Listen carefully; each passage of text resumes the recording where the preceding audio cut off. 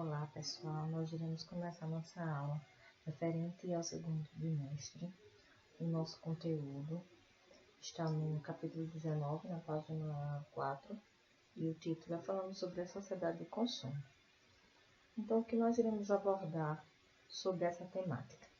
Nós iremos abordar sobre a questão do consumo, a definição do consumo no conceito sociológico, sobre a necessidade, que determina o consumo do ser humano. Nós iremos falar também sobre o significado de como se vive em uma sociedade de consumo. Então, nosso subtema, que se encontra na página 5, é falando sobre o advento da sociedade de consumo. Eu creio que vocês já devem ter ouvido falar que atualmente, as pessoas já são mais consumistas. Então, elas preferem ter, mais que ser, que o ter se prevalece é mais importante que o ser. Então, assim, você possui um objeto de valor aos olhos dos outros, é o que iria prevalecer, porque você teria mais condições de comprar uma roupa de marca, de consumir bem mais, do que outra pessoa. Mas qual o significado sociológico desse fenômeno que é o consumo? Será se o consumo, o conceito, definição, a característica de consumo é igual antigamente e nos dias atuais? Então, assim, uma ideia geral, aceita, sem muita discussão, é de que o consumo ele tem por objetivo a satisfação de determinadas necessidades dos seres humanos. Agora, que necessidades seriam essas? Então, é comum dizer que se precisa comprar açúcar ou feijão, mas também é frequente dizer que se precisa de um novo modelo de celular. Você já deve ter ouvido falar isso, né? Meu está ultrapassado, quero outro, e assim sucessivamente. Então, algumas vezes, certas pessoas costumam gastar dinheiro com coisas supérfluas, isto é, que não são de absoluta necessidade. Então, será que atualmente a gente consome mais, produtos supérfluos que a gente realmente não precisa, que a gente não tem essa necessidade? Porque o meu celular pode estar bom, ótimo, mas muitas vezes está fora de linha e o indivíduo ele já quer outro, mas o seu funciona muito bem. Então, será que atualmente é dessa forma, que as pessoas pensam, que as pessoas querem, e é diferente de antigamente, Então, não só os seres humanos possuem necessidade, mas todos os seres vivos. Todos os seres vivos, eles têm essa necessidade de consumir. Por exemplo, as plantas precisam da água e da luz. Os animais precisam do oxigênio, da água e do alimento. Sendo animais, os seres humanos, aí tem de respirar, matar a sede e a fome, ou seja, consumir ar, água e alimentos. Mas a gente ainda necessita de quê? De roupas. Pois a gente, não é igual aos animais, a gente não vive recursos da natureza.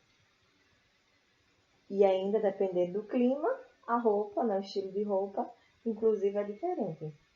Então, por isso, as necessidades humanas, elas começam a se diferenciar de outras espécies.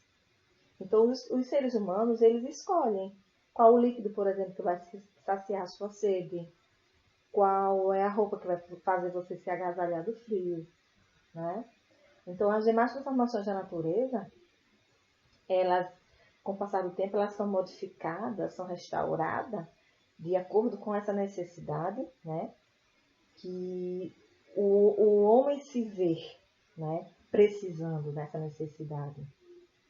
Então, a partir do momento que o homem diz, eu preciso de um relógio, eu preciso de um termômetro, eu preciso de uma roupa, eu preciso de um sapato, então ele vai alterando o recurso da natureza, para poder saciar essa necessidade. Aí eu venho com o seguinte questionamento, que é o seguinte, mas será que essa necessidade está ultrapassando o limite, A gente está retirando demais recursos da natureza? Será que essa necessidade, de fato, é uma necessidade cabível, uma necessidade, que se adequa realmente? Então, ou essa necessidade ultrapassa desse limite, acabando destruindo cada vez mais com o recurso da natureza e que infelizmente com o passar do tempo pode ser que a gente não tenha onde retirar mais. Aí também, né, os seres humanos, eles possuem necessidades não materiais, além das necessidades materiais que a gente citou, né? Então, os seres humanos também possuem as necessidades não materiais. Então, elas criam símbolos, a arte, a música, a poesia, né?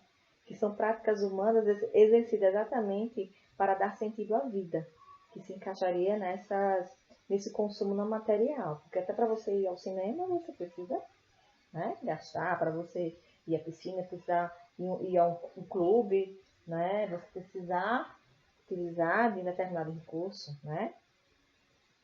Então, né, o ato de consumir, ele tem o sentido de utilizar. E é algo bastante antigo, tão antigo, inclusive, quanto os seres humanos. Mas será que só a utilidade e a necessidade explicariam esses motivos pelos quais o consumismo acabou se transformando em um modo de vida? Né? Então, será que só a questão da necessidade que se transforma e altera também esse modo de vida? Então, certamente que não, né? Então, para a gente tentar justificar essa resposta, a gente precisa primeiro entender o que é uma mercadoria. Então, quando é que um objeto é considerado uma mercadoria? Então, essa palavra ela vem do latim, mercato, e significa aquilo que tem a finalidade de ser comercializado, isto é, levado ao mercado, comércio ou negócio. Então, a palavra não se aplica apenas a objetos produzidos, mas também a especiarias trazidas de outros lugares. Os animais criados ou domesticados, como bois, cavalos, camelos, enfim, tudo que tenha o comércio como destino. Os seres humanos, eles desenvolveram não apenas técnica para modificar a natureza e criar objetos do que eles precisavam, mas também eles inventaram maneiras de obtê-los por meio da troca, né? Que inclusive era uma das primeiras formas comerciais. Então, entretanto, existia a seguinte questão, né? Às vezes a pessoa tinha necessidade de uma determinada coisa, só que tinha pessoas que não tinham, que você queria. Então, houve a necessidade do surgimento da moeda, né? E aí os recursos começaram a ficar mais equivalentes e as pessoas começaram a possuir mais esse consumo. Então, como eu tinha falado anteriormente, a prática de consumir ela é antiga, né? Ela é tão antiga quanto a humanidade. E as mercadorias, ou seja, tudo aquilo que é destinado à troca ou à venda, também tem uma origem bastante remota. Então, foi apenas com as transformações produzidas pela Revolução Industrial, que ocorreu entre o século XVIII e XIX, que se consolidou um sistema que tem como base a produção da circulação de mercadoria, né? Aí surge, né? E aumenta cada vez mais a questão do consumo, e aí surge o sistema que é o sistema capitalista, né? Aí, com o objetivo, a mercadoria ela tem uma finalidade.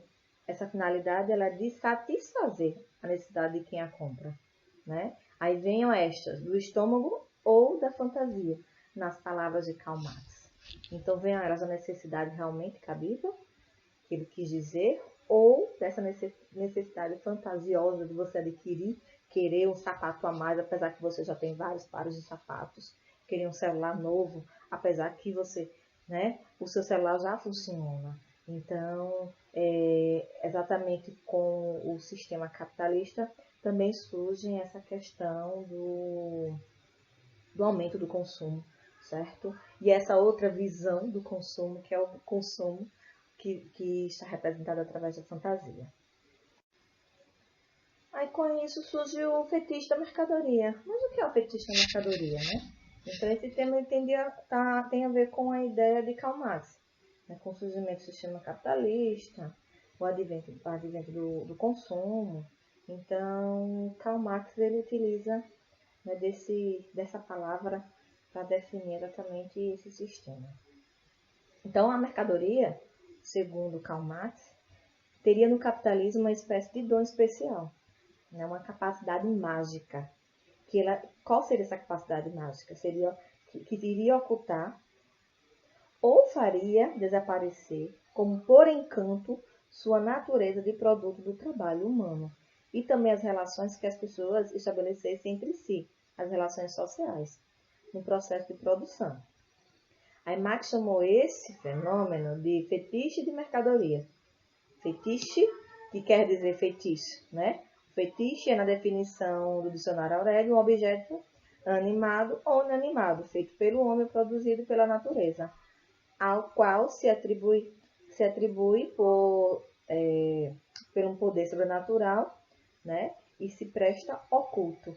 Então, esse fetiche da mercadoria seria esse encantamento, né? Que a gente vê muito nas propagandas, nos marketings, tem esse encantamento que faz a gente querer adquirir uma necessidade que não existe, né? Por isso ele utiliza também essa palavra do fetiche da mercadoria. Agora nós iremos entrar no tópico falando sobre a ética da poupança ao consumo como prática social, que se encontra na página 8 do módulo de vocês. Né? Então eu coloquei aqui uns tópicos que é o que a gente irá abordar nessa temática, que é a contribuição da Revolução Industrial, os grandes magazines e o romance de folhetim. De acordo com o que eu for explicando o assunto, vocês vão entender essa relação. Então, vamos lá, né? Com a produção de mercadorias em fábricas, isso começou com a Revolução Industrial, né, que surgiu na Inglaterra, na Grã-Bretanha. Aí consolidou-se também, em definitivo, entre a segunda metade do século XVIII e o início do século XIX. Primordialmente, a mercadoria mais importante dessa época era o tecido de algodão, que a Inglaterra ela produzia e exportava em especial para as colônias. Isso. Aí, contudo, os antecedentes de uma sociedade de consumo era mais visível na França, que isso ocorreu entre o século XIX. Aí as grandes magazines, que eram os lugares, né, onde as pessoas se encontravam, as pessoas mais ricas, que de fato possuíam condições, né, e era constituído um espaço de socialização para os frequentadores da burguesia. Né? Então, eles apresentavam maior diversificação de produtos, eram instalados em grandes edifícios luxuosos, com estruturas de ferro e vidro, e tinha também muitos funcionários. Em relação ao aspecto cultural, apareciam nos jornais os romances de folhetim, que eram histórias que eram publicadas em capítulos e que podem ser consideradas antepassadas das novelas televisivas. Com o folhetim, a literatura, a arte mais elitista e associada ao que se entendia por cultivo de intelecto da beleza estética, foi se transformando em atividade voltada para o mercado de massa, né? Impulsionando ainda as vendas de jornais. A fotografia ganhou impulso nesse período, com o aperfeiçoamento do daguerreótipo, que é um aparelho que foi inventado pelo francês Daguerre em 1837. Aí a gente começa a perceber aí a questão do consumo, tanto material como o consumo material, né? Material, que eles iam às grandes magazines em busca desses tecidos de algodões, né? E, por outro lado, também essa questão do consumo material, que era o surgimento dos jornais e dos romances em folhetim, que chamavam muita atenção também, né? As pessoas comprarem também produtos para que viessem consumir mais. Essas mudanças, elas começaram a alterar bruscamente a maneira que as pessoas se expressavam, né? Então, nas grandes cidades, e não apenas em Paris, mas também em Londres, Nova York, né? Berlim, São Petersburgo, né? E em outras localidades, que é considerado os primeiros, né? Os primeiros, vamos dizer assim, lugares que as pessoas tiveram, de fato, esses cotidianos ser modificado tecnologicamente pela essa questão do mercado e da comunicação de massa. Então, se já era possível perceber os primeiros passos da sociedade de consumo no século XIX, né? Então, imagina no século XX, né? E principalmente na atualidade que a gente vive. Então, a gente já começa a perceber, já começa a modificar a relação social das pessoas, o modo de vida. Então, imagine nos dias atuais. Agora nós iremos para o próximo tópico, que é da página 9, que é o Fordismo e o advento da publicidade. Nós estudamos no ano passado, falando sobre Fordismo, Taylorismo e o Toyotismo. Eu não sei se vocês recordam, mas aí o foco aqui nessa temática é o Fordismo e o advento da publicidade. E para relembrar, o Fordismo significa produção de massa. Falando sobre essa questão do consumo, né, uma das primeiras ideias, modificações na forma do trabalho para que viesse fazer com que as pessoas consumissem cada vez mais. Mas vamos lá para o nosso tema, né? Os avanços tecnológicos, né, e é uma nova forma de organizar o trabalho. Né? Então, começaram a permitir maior produtividade nas indústrias.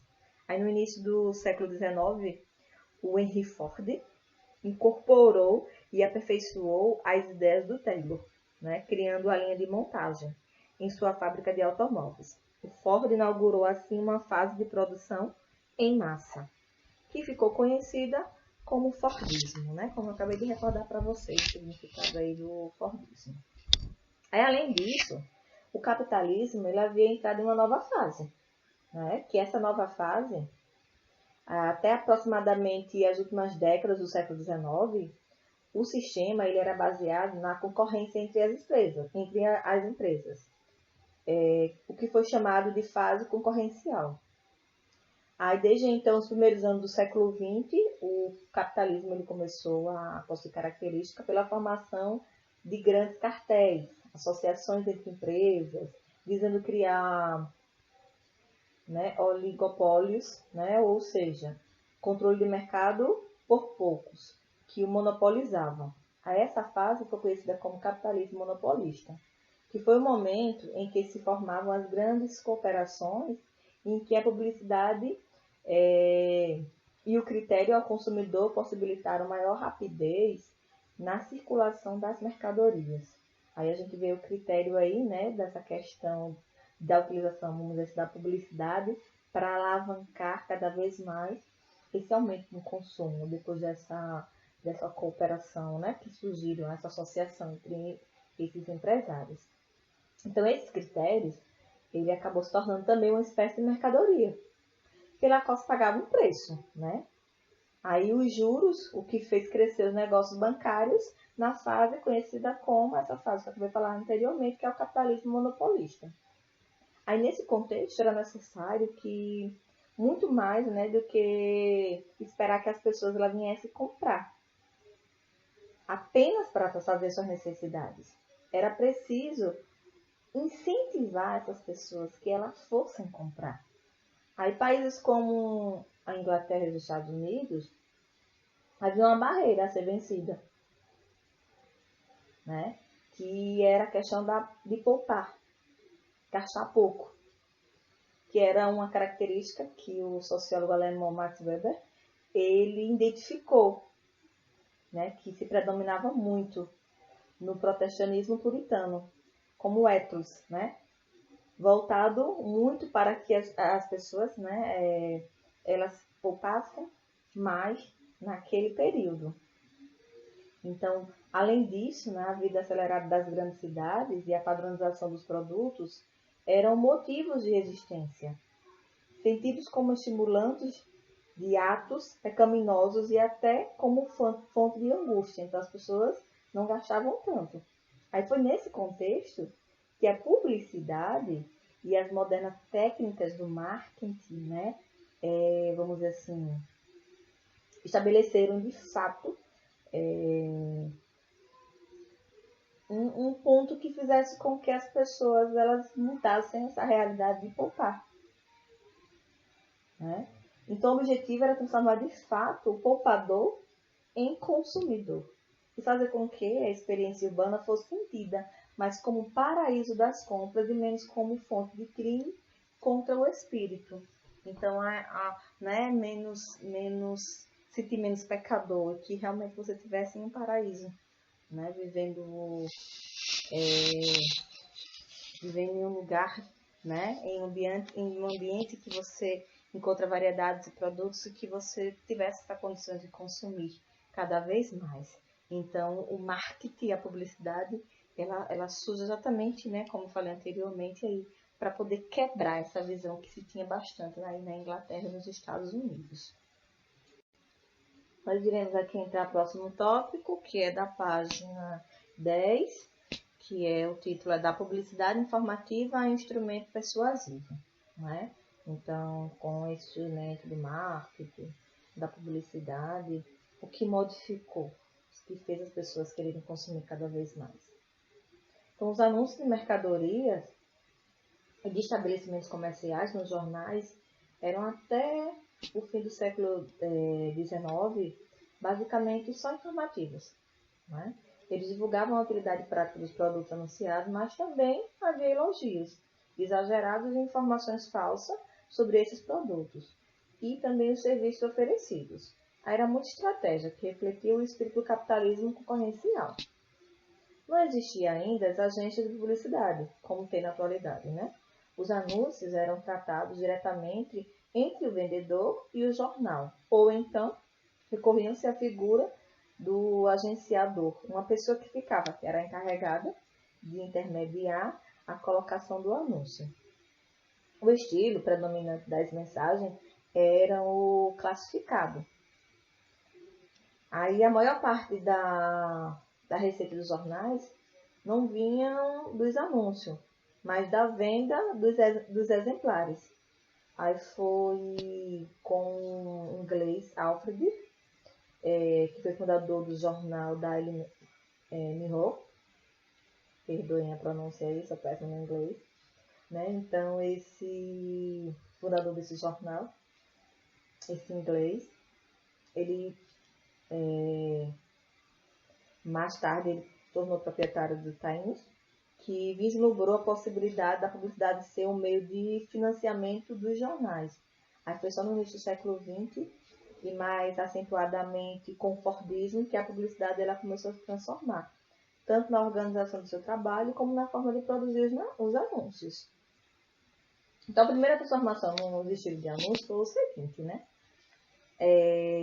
Primeira forma foi como eu coloquei aqui, né, na tela, o que se dá o nome de convencimento social,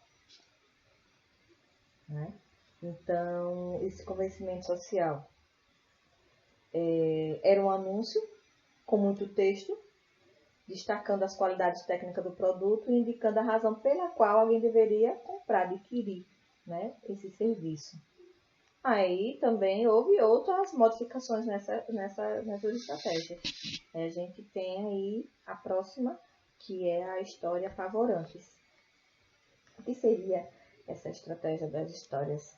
Da história apavorante, né?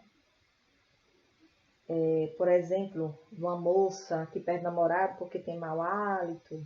Então, esse tipo de publicidade, né? Que se apela, que diz que você não é igual aos outros, ou que as mulheres vão cair aos seus pés, né? Então, nesse sentido. E a gente tem aí, né, a última, que é com o testemunho. O testemunho é utilizado um artista, né?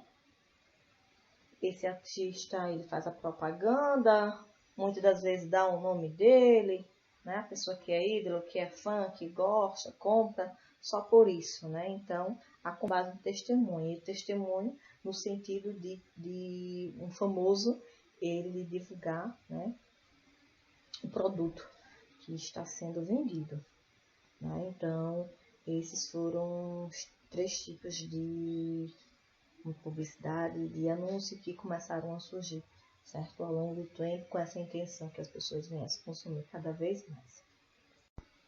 E aqui nós iremos entrar no nosso último tópico, que é o da página 11, falando sobre a publicidade na formação de um étalo social. Então, relacionando a questão dos tipos de anúncio, especificamente o último tipo que eu falei com base no testemunho, né? Então, nós iremos relacionar muito esse tipo de publicidade para abordar esse tema, que é a relação entre os espectadores e o cinema, certo? Vamos falar um pouco sobre a indústria cultural, a produção em larga escala, o fetiche, comunicação e a publicidade.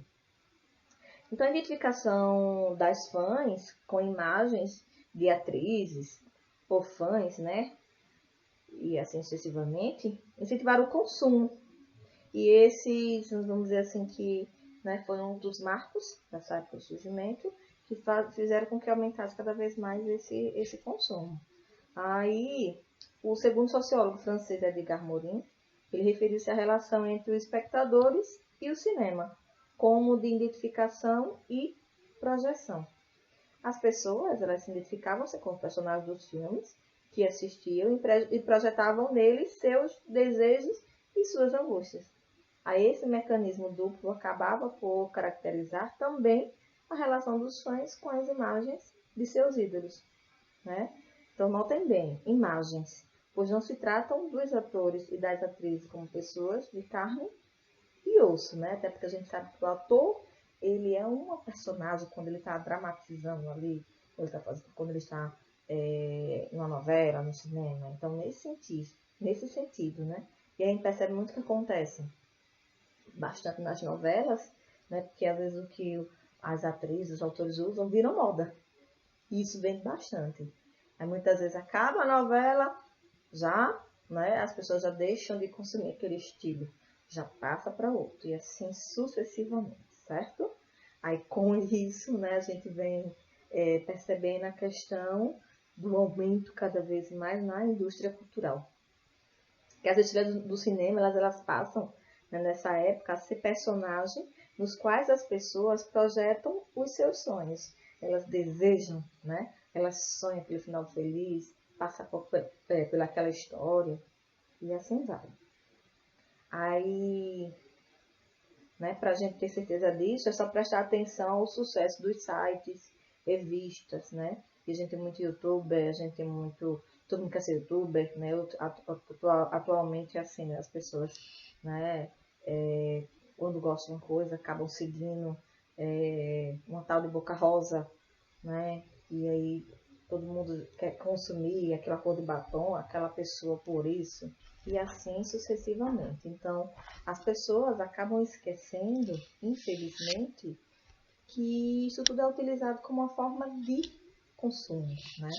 Fazendo com que as pessoas adquiram esse consumo sem necessidade, porque elas já, muitas vezes já possuem até, né, esse objeto material, mas acabam querendo outro por toda essa publicidade, todo esse marketing. Aí a produção em longa escala, né? O cinema se transformando também em indústria. O crescimento do mercado fonográfico, surgimento rádio comercial, isto é, da programação radiofônica, patrocinadas pelas grandes empresas, com vistas a entreter as pessoas, a grande circulação de revistas e jornais. Mas esses fatos mudaram a fase dos países industrializados na década referente ao século XX. A publicidade aprendeu rapidamente a dirigir suas mensagens, né? E ela passou a manipular anseios e desejos das pessoas, a gerar novas necessidades, como a frase de Karl Marx, do estômago e da fantasia, e a transformar a si mesma em um negócio especializado e lucrativo. Nos anúncios a gente percebe que é utilizado muito fetiche. Lembra que a gente falou, né, de acordo com a ideia de Marx? Então, o fetiche da mercadoria não só ocultava as condições de sua produção, né, mas transformava em realizadora de sonhos e fantasias. E muitas vezes é o que a pessoa quer, que o indivíduo necessita. E a comunicação, né, já que a gente está falando aqui do fã, a comunicação do artista, em dizer que o fã gosta daquele artista, daquele ídolo, é utilizado muito pela publicidade, pelo marketing, como uma questão de informação. Né? E a pessoa que idolatra, que gosta, então ela vai logo, né, possuir esse desejo de consumir. Então, o que caracterizou as primeiras décadas do século XX né? Que caracterizou? Que será que caracterizou a primeira década do século XX como o início de uma sociedade de consumo, propriamente dito? Então, o que é que caracteriza, né, se dá a definição de uma sociedade de consumo? Então, de fato, a gente percebe que foi a forma como as pessoas começaram a consumir, sendo estimulada pelas propagandas, né? Sendo estimulada pelo marketing, né? A adquirir uma coisa que ia satisfazer todas as suas realidades, fantasias e desejos. Né? Essa é a intenção em si do que nós podemos falar sobre a sociedade de consumo. Para a gente finalizar, deixo aqui um desafio. Qual é o desafio? Vocês terão que criar uma mercadoria e em seguida utilizar os 3 tipos de propaganda que eu citei para vocês. Primeira, convencimento social, história apavorantes e com base no testemunho. Mas como assim, professora? Eu vou criar um produto, vocês podem pegar já um produto existente, mas aí vocês vão dar um nome a esse produto, né? Por exemplo, pega um shampoo, faz um rótulo, imprime, né? Seja criativo. E nessa mesma mercadoria, vocês podem utilizar os 3 tipos de propaganda, certo? Pode ser feito individual? Pode. Mas, professora, eu posso fazer em grupo? Posso fazer em trio? Né? Pode, no máximo 3 pessoas. Conversa com um colega de vocês, entre em contato pelo WhatsApp, né? Vê aí qual a mercadoria. Não é obrigatoriamente que seja a única mercadoria para os 3 tipos de propaganda. Cada um pode fazer uma. Junta o vídeo, divulga nas redes sociais, marca a escola, me marca, né? E também marca a Mariana, que provavelmente estaria de licença maternidade, né? Então, ela irá fazer esse acompanhamento dos alunos que estão, de fato, realizando as tarefas. Então, só para relembrar, criar um produto, pode ser o mesmo produto para os 3 tipos de propaganda, ou cada propaganda é um produto. Pode ser em trio ou você faz sozinho na sua casa, certo? Fica a critério, não esquece. Desafio cumprido, posta nas redes sociais, marca a escola, marca a professora, né? A professora Adelaine e a coordenadora Mariana, certo? Espero que vocês consigam realizar bem e que fique... E tenho certeza que vai ficar muito interessante, que vocês são muito criativos. E aqui, por fim, eu deixo as atividades do módulo do caderno de atividade, que são as atividades referentes até onde eu expliquei. Professora, vocês podem estar questionando, eita, que é tanta coisa. Não, olhem só. As atividades do módulo do caderno de atividade, vocês poderão responder com calma, depois, certo? Não precisa tirar a foto e comprovar que respondeu. Quando a gente retornar às aulas presenciais, eu irei olhar módulo por módulo, caderno por caderno, certo? Então, aí, vocês vão respondendo com calma. O desafio é que vocês terão que dar conta para poder fazer a divulgação nas redes sociais, certo? Outro detalhe, a primeira semana, né, que nós iremos iniciar a partir do dia 1º/6, vai ser para vocês assistirem o vídeo, se organizarem, planejarem, para na outra semana vocês começarem a divulgar essas atividades. Lembrando, atividades, no caso de vocês, desafio. Só passei um desafio. Tem turma aí que eu passei mais de um, certo? Então, caprichem aí e aguardo o resultado.